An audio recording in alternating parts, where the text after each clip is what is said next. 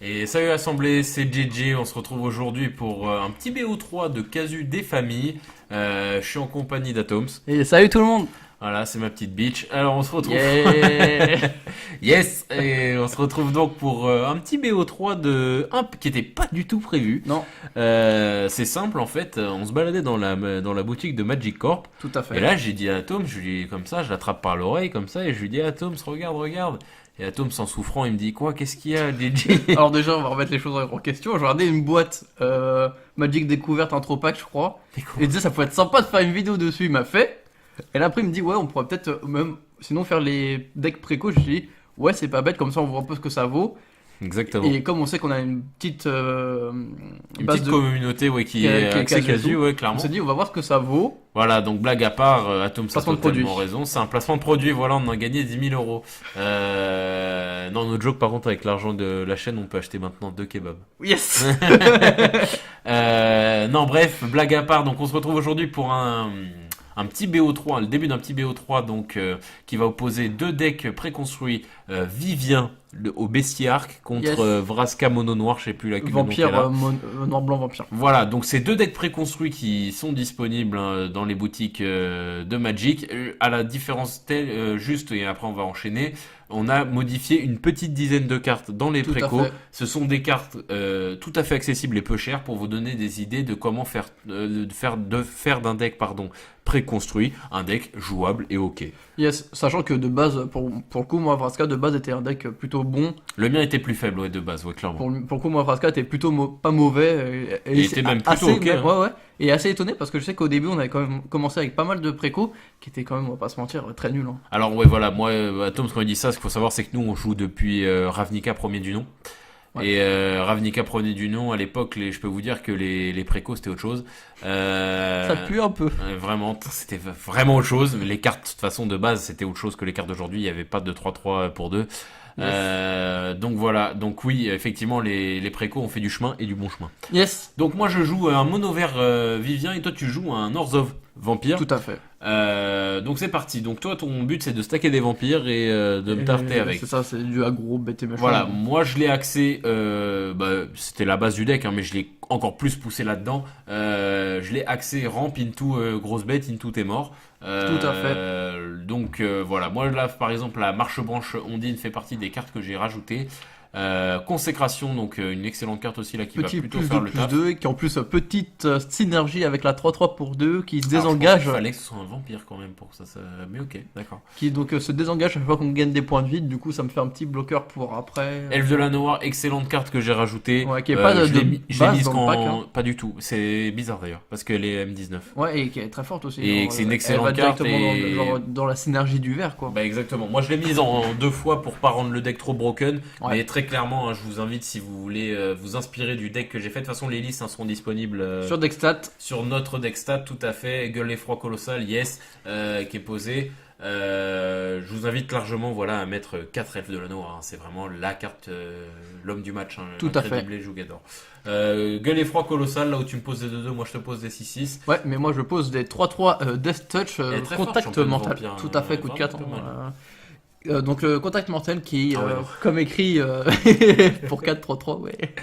Yes. Qui en fait elle va détruire toutes les créatures qui inflige des blessures. Et ça c'est très fort en fait contre un peu le deck de Gigi Ouais. où il aura des grosses créatures, bon avec le Tu pétillement, vas te mais taper le piétos, mais au moins tu te débarrasses d'un gros tour. ouais voilà avec pour une seule 3-3. créature. Et donc Ouais, ça c'est vraiment effectivement. pas mal. Et en plus de ça j'ai l'avantage du vol, donc, parce que les vampires ils savent voler. Pas les dinos. Ouais. Et du coup ça me permet d'avoir un peu pouvoir te gratter les points de vie. Voilà. Alors moi je vais me faire un peu, je vais faire aveu de bitcherie quand même. Quand j'ai modifié le deck, j'avoue j'ai mis 2-3 cartes anti-vol alors que je les aurais pas mises en temps normal. Bah en plus de ça de base t'as la 3-2 là, la flèche, le loup de... Oui, il a la portée, Il a la portée. Jaguar de Vivien. Mais même j'ai mis une petite flèche de feuille, une petite Yes. tombée à pic, vraiment juste pour toi quoi. Yes, merci. Voilà donc c'est ce que j'ai mis dans ma liste. Après Ça veut pas dire que c'est du vert aussi. Hein. En vert, c'est souvent vous n'avez pas des créatures au vol, donc je vous invite quand même à garder ça si vous voulez vous inspirer de ma liste encore une fois. Mais clairement, j'en ai mis une ou deux de trop qui étaient vraiment Ouais, juste ouais. pour être compétitif parce qu'on avait fait des matchs avant d'avoir fait des modifications. Je suis totalement flou de là. Ouais, c'était vraiment one-sided, tu Ouais, me ouais, défonçais quoi. Et c'est seulement post-modif, même si c'est pas vraiment les anti-bêtes qui ont fait la diff, c'est juste que le deck de base jouait beaucoup trop de land et savait pas vraiment les exploiter. Ouais. J'avais pas vraiment beaucoup de hot curve là, typiquement si le gueule effroi il y en avait qu'un seul, etc. Donc voilà, je vous invite vraiment, hein, si vous avez des. Je laisserai Atom se dire comment améliorer son deck ou pas après, mais, et comment il a fait déjà des siens.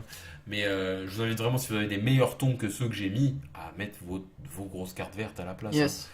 Donc voilà, et toi, Atom, comment t'as modifié un peu la base de deck qui était déjà quand même. Ouais, alors le deck fonctionne très bien tout seul. Hein. Vous n'avez pas forcément besoin de faire des grosses modifications. Tout ce que j'ai fait, c'est que j'ai retiré un peu de land.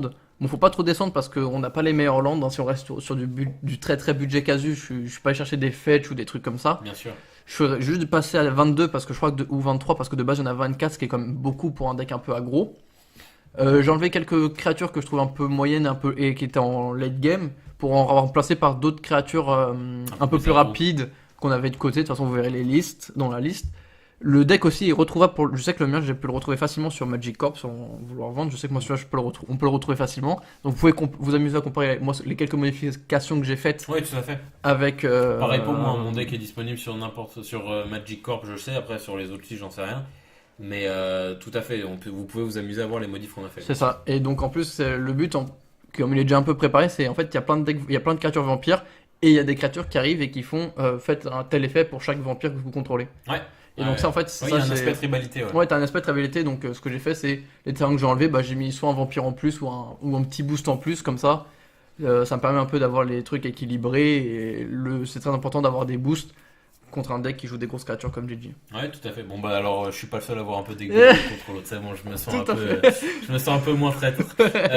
Ok, je vois que t'as Vraska en main, donc toi si t'as un land et je concède là-dessus parce que en fait je me suis fait gratter sur le vol. Tout à fait. J'ai décédé. Je voyais que t'avais Vraska, donc Vraska qui est quand même un Planeswalker qui fait relativement bien le café. Ouais, clairement. Elle coûte 6 quand même. Elle coûte 6, mais elle peut détruire une créature quand elle arrive, vous donnez plus 1 plus 0 à toutes mes créatures. Et en plus de ça, il y a 2 rares très fortes dans le deck qui pour 4 sont de base dans le deck. Ouais, qui sont de base dans le deck, ouais. Et je trouve ça vachement fort quand même pour le type du deck, c'est que pour 4, tu vas pouvoir rentrer 4 blessures à ton adversaire et aller chercher Vraska dans ton deck ou dans ton cimetière. C'est-à-dire que même si elle meurt et que tu lances le deuxième, tu peux la récupérer. C'est pas mal. Donc c'est très fort, je trouve. Ouais, clairement. Ok, on espère qu'on verra les Planeswalkers un peu en action sur la deuxième game. Tout à fait.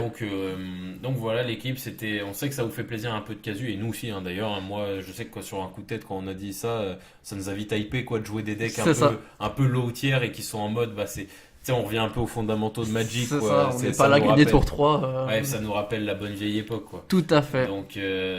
Donc ça fait plaisir l'équipe. En tout cas, voilà, on espère que la vidéo vous aura plu. Atom, c'est quelque chose à rajouter? Bien sûr, vous pouvez donc toujours liker, commenter, vous abonner à la chaîne YouTube et nous suivre sur Facebook, à partager à tout fan de MTG. Et sur ce, on se dit la semaine prochaine pour la suite de ce petit BO3 l'équipe. Salut tout le monde. Salut tout le monde.